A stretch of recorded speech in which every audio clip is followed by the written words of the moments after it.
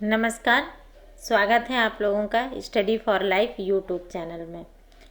आज हम आपको पढ़ाने वाले हैं प्रयोगवाद की प्रवृत्तियाँ। हम आशा करते हैं कि आप सबको समझ में आ रहा होगा। आप अगर समझ में आता है तो इसे शेयर भी करते चलें और हमारे चैनल को सब्सक्राइब भी कर लें। धन्यवाद। आइए शुरू करते हैं। प्रयोगवाद की प्रवृत्तियाँ। एक्चुअली में प्रगतिवाद 1936 के आसपास आया। उसके बाद अज्ञेय जी ने एक तार सप्तक निकाला जिसमें कुछ साहित्यकारों को, कुछ रचनाकारों को सम्मिलित किया। ये 1943 की बात है जब अज्ञेय जी तार सप्तक निकाल रहे हैं और ये उन्होंने एक प्रयोग किया था। यहीं से ये प्रयोगशील बना और प्रयोगशील से ये प्रयोगवाद में कन्वर्ट हो गया। प्रयोग क्या होता है? वैसे भी प्रयोग होता है कि हम किसी चीज़ में प्रयोग का इंग्लिश एक्सपेरिमेंट होता है कि हम किसी चीज़ को परखने का प्रयास करते हैं। तो नए जीवन के सत्यों को पाने की बेचैनी का द्योतक है। यहाँ जो प्रयोगवाद है, यहाँ जो प्रयोग है वो किस लिए किया जा रहा है कि जो नए जीवन के सत्य हैं उन्हें किस तरह प्राप्त किया जाए। समय के साथ सत्य भी बदलते रहते हैं, समय के साथ जीवन के मूल्य भी बदलते रहते हैं।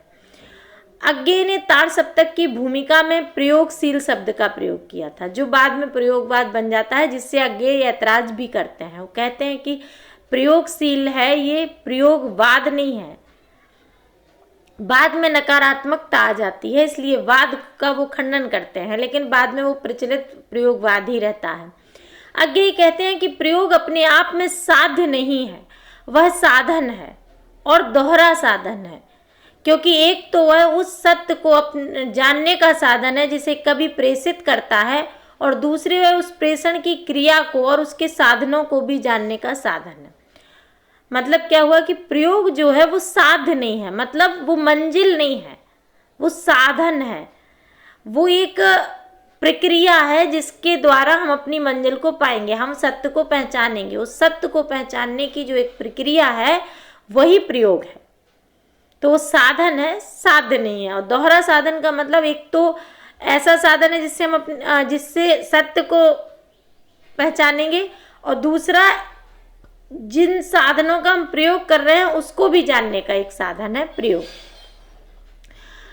विशेषताओं में वही संवेदनागत विशेषताएं और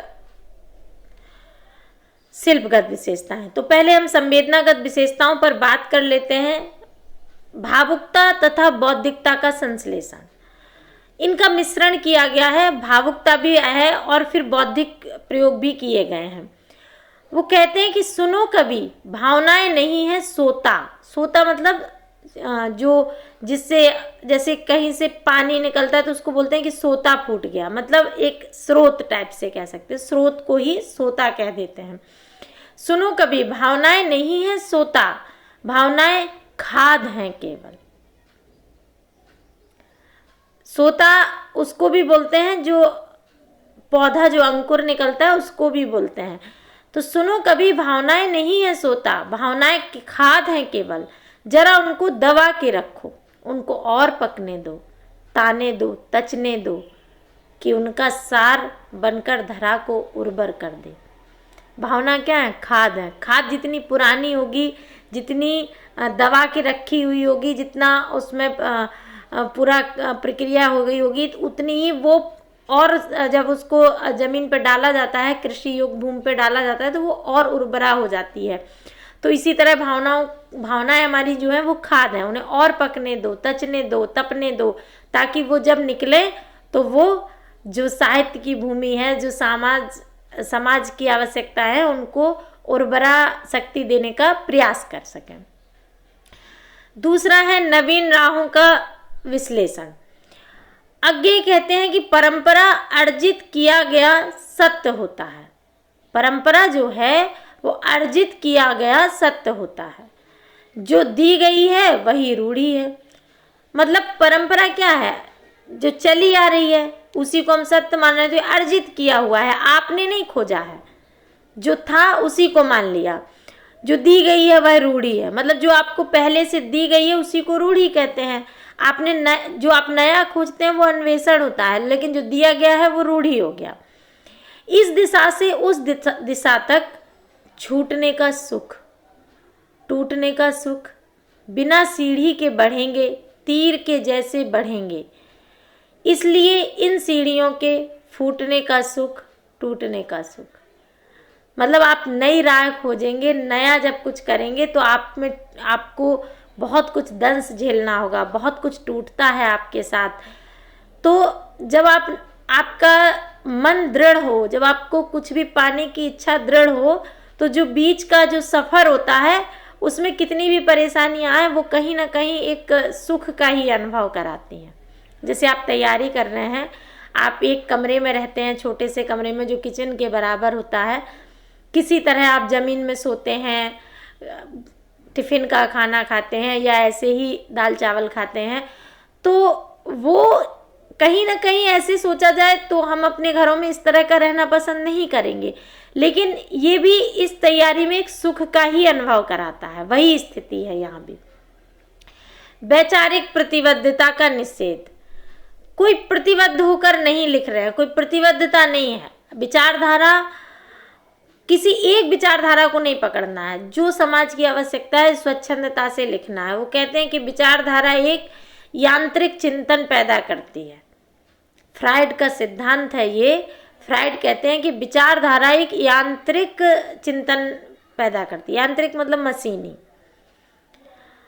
जैसे एक छोटा सा उदाहरण देती हूँ राजनीति पर, जो बीजेपी में है या जो कांग्रेस में है। जो लोग कांग्रेस में हैं वो बीजेपी के किए गए हर कार्य का विरोध करते हैं, क्योंकि वो उस विचारधारा से सहमत नहीं है। सही है या गलत है इससे मतलब नहीं है। उसी प्रकार जो कांग्रेस के लोग करते हैं उसका बीजेपी विरोध करती है। वो सही है या गलत है इससे कोई लेना देना नहीं है। जब जीएसटी कांग्रेस ला रही थी तब बीजेपी विरोध कर रही थी, और जब उसी जीएसटी को बीजेपी ने लाया तो कांग्रेस विरोध कर रही है। जीएसटी तो सेम है, दोनों पार्टियों ने विरोध किया, क्योंकि दूसरा ला रहा था तो वो गलत है, हम लाए तो वो सही है। मैं किसी राजनीतिक पक्ष या विपक्ष की बात नहीं कर रही हूँ, मैं एक सामान्य बात कर रही हूँ कि अगर आप किसी विचारधारा से ज़बरदस्ती जुड़ जाएंगे तो वो यांत्रिक हो जाएगी। फिर उसमें आपका खुद का विचार आना, खुद का मूल्य खत्म हो जाता है। आप अंधानुकरण करने लगते हैं किसी चीज़ का। तो अंधानुकरण से बचना चाहिए। व्यक्ति को महत्व, छायावाद से ही शुरू हो जाता है। व्यक्ति को महत्व, क्षण को महत्व, व्यक्ति को महत्व, ये शुरू हो जाता है। यहाँ पे हर व्यक्ति महत्वपूर्ण है। समाज से ज़्यादा यहाँ महत्वपूर्ण व्यक्ति हो जाता है। व्यक्ति समाज से तो नहीं, किंतु समाज में अवश्य स्वतंत्र है। कितनी बढ़िया बात कही कि व्यक्ति समाज से स्वतंत्र नहीं है, पर समाज में अवश्य स्वतंत्र है। हम अगर किसी मोहल्ले में रहते हैं तो उस मोहल्ले से स्वतंत्र नहीं है, हम उस मोहल्ले का हिस्सा हैं, लेकिन उस मोहल्ले के साथ साथ हम अपने आप में भी हैं कुछ। जैसे पर्सनली उदाहरण दूं तो आपके लिए हम मैम हैं, अपने पति के लिए मैं पत्नी हूँ, अपनी सासू माँ के लिए मैं बहू हूँ, अपने माँ बाप के लिए मैं बेटी हूँ, अपने पुत्र के लिए मैं माँ हूँ। इन सब रिश्तों के बावजूद मैं आरती द्विवेदी भी हूँ। मेरा अपना अस्तित्व ये भी है कि मैं आरती द्विवेदी भी हूँ। तो उन रिश्तों के साथ हूँ, लेकिन उनके अलावा भी मेरा अस्तित्व है। तो नदी के दीप में अज्ञेय जी कहते हैं कि हम नदी के दीप हैं। हम नहीं कहते कि हमको छोड़कर स्रोतस्विनी बह जाए, मतलब हम नदी के दीप हैं। हम नदी में एक दीप हैं, तो हम ये नहीं कहते कि जो नदी है वो हमें छोड़कर अलग से बहने लगे, हम उस नदी से अलग हो जाए। नहीं, अस्तित्व तो हमारा नदी में ही है। वह हमें आकार देती है, वो इधर उधर से काटती छाटती है तो आकार देती है। समाज भी व्यक्ति को आकार देता है। हम जैसे समाज में रहते हैं उस समाज का हमारे ऊपर प्रभाव पड़ता है। अगर आप अमेरिका में रहते हैं तो आपको वहाँ का प्रभाव पड़ेगा, अब अगर आप भारत में रहते हैं तो आपको वहाँ का प्रभाव पड़ेगा। अगर आप शहर में रह रहे हैं तो आपके ऊपर उस तरह का प्रभाव होगा, और अगर आप गाँव में रह रहे हैं तो आपके पास उस तरह का प्रभाव होगा। तो वह हमें आकार देती है, किंतु हम दीप हैं, हम धारा नहीं हैं।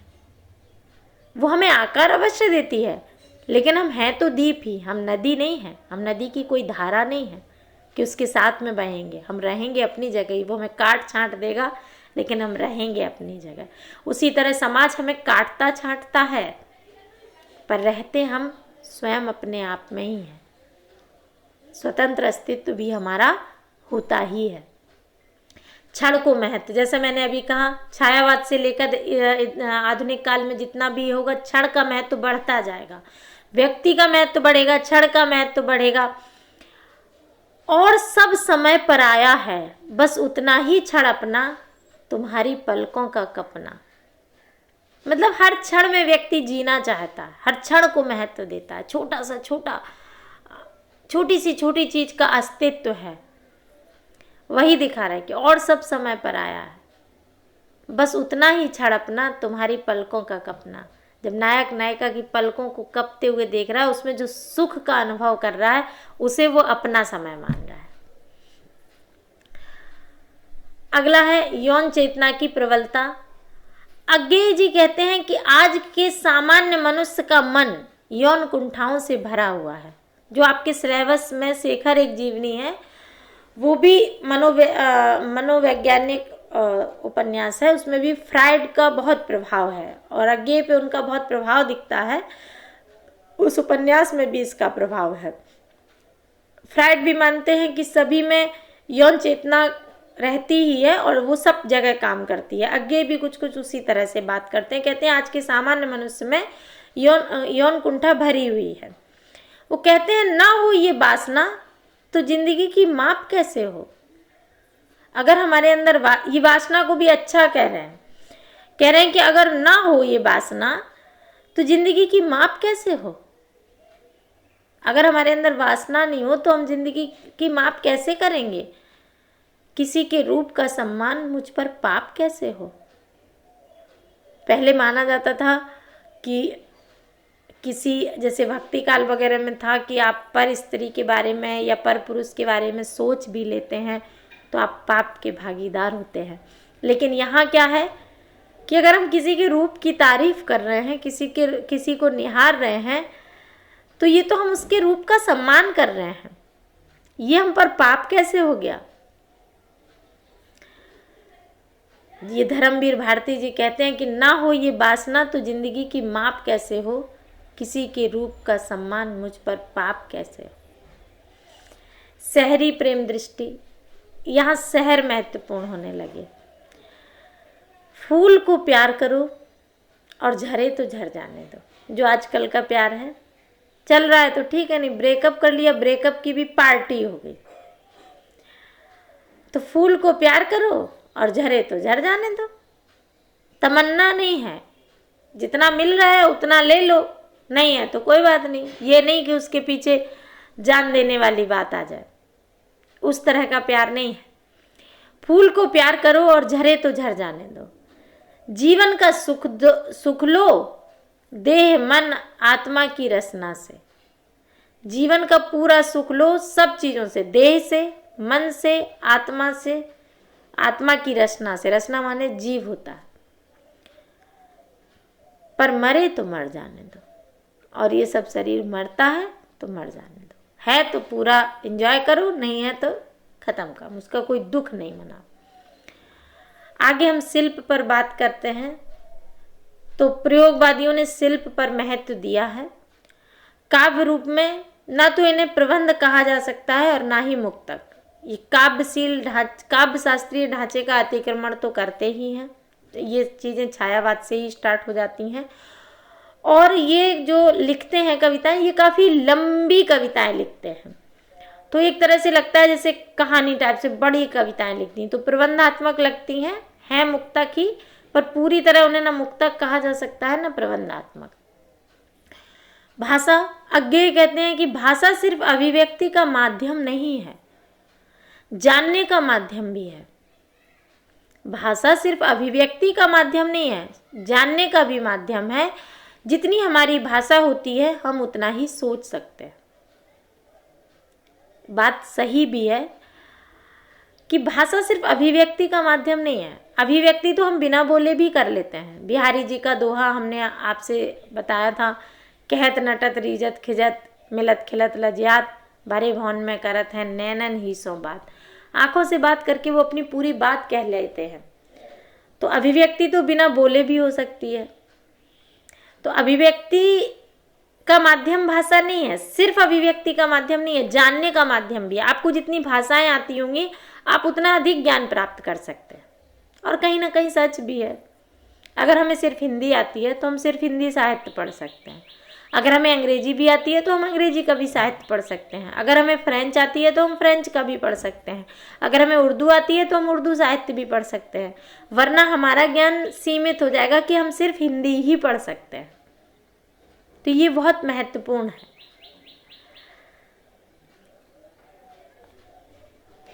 कितने कमरों में बंद हिमालय रोते हैं, मेजों से लगकर सो जाते हैं कितने पठार। ये लाइनें बिल्कुल आप पर सटीक बैठती हैं। आप विचार कीजिएगा, हिमालय की तुलना एक तरह से आप जैसे लोगों से ही की जा रही है कि बहुत कुछ करने की स्थिति में होने के बावजूद, बहुत मेहनत करने के बावजूद कमरों में बंद हिमालय रोते। बहुत योग्य हैं, बहुत मेहनत की पर सिलेक्शन नहीं हो पाया। समाज के लिए कुछ अच्छा कर सकते थे पर इंग्लिश मीडियम को अधिक महत्व देने के कारण बहुत सारे हिंदी मीडियम के परीक्षार्थी यूपीएससी में सफल नहीं हो पाए। जो समाज के लिए बहुत अच्छा कर सकते थे वो सिर्फ बंद कमरे में रोते रह जाते हैं। वो हिमालय जैसे बड़े थे, मेजों से लगकर सो जाते हैं कितने पठार। बड़े लोग केवल मेजों से लगकर सो जाते हैं, उन्हें ढंग का जीवन नसीब नहीं हो पाता। अप्रस्तुत विधान।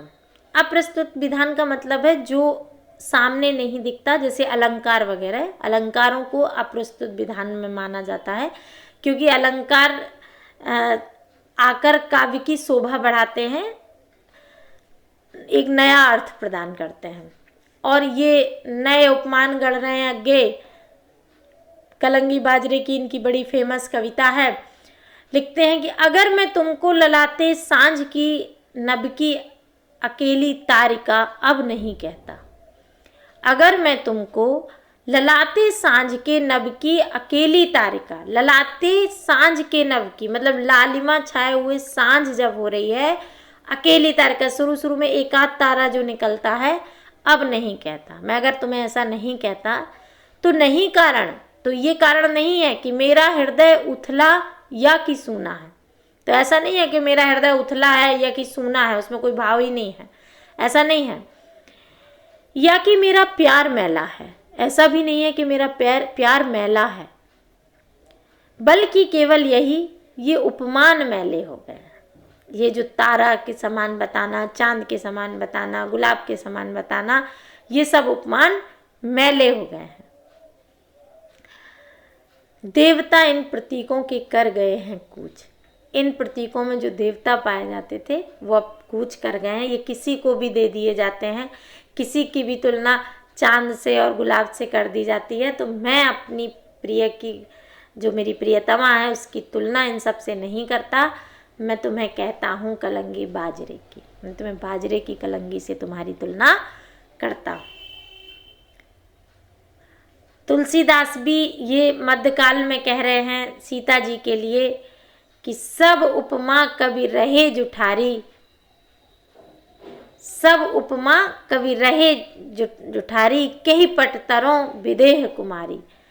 हे विदेह कुमारी, मैं तुम्हें किससे तुम्हारी उपमा करूं, किससे तुलना करूं। सब उपमाएं तो कवियों ने झूठी कर दी हैं साधारण स्त्रियों को दे दे के। प्रतीक, बड़े पैमानों पर प्रतीकों का प्रयोग हुआ है, जैसे बूंद, समुद्र, नदी, दीप। नदी समाज का प्रतीक है, दीप जो है एक व्यक्ति का प्रतीक है। इस तरह से प्रतीकों का प्रयोग किया गया है। छंद में भी नए नए छंदों का प्रयोग किया गया है। छंद के नियम का निषेध तो छायावाद में जो होता है उसके बाद होता ही चला जाता है, लय का ध्यान दिया गया है, लयात्मक लिखा गया है कि कविता का जो मूल तत्व है लय होना, लय यहाँ है। कविता ये लगता है कि कविता है, लय बनी हुई है। तुकांत भले हैं, हो सकता तुकांत हो सकता अतुकांत हो, लेकिन लयात्मकता है कविताओं में। नंद दुलारी वाजपेयी जी कहते हैं, ये कोटेशन लिखते हुए आप अपना कंक्लूजन दे दीजिएगा, कि हिंदी काव्य परंपरा में प्रयोगवादी शैली कभी अधिक संभावना सूचक नहीं रही।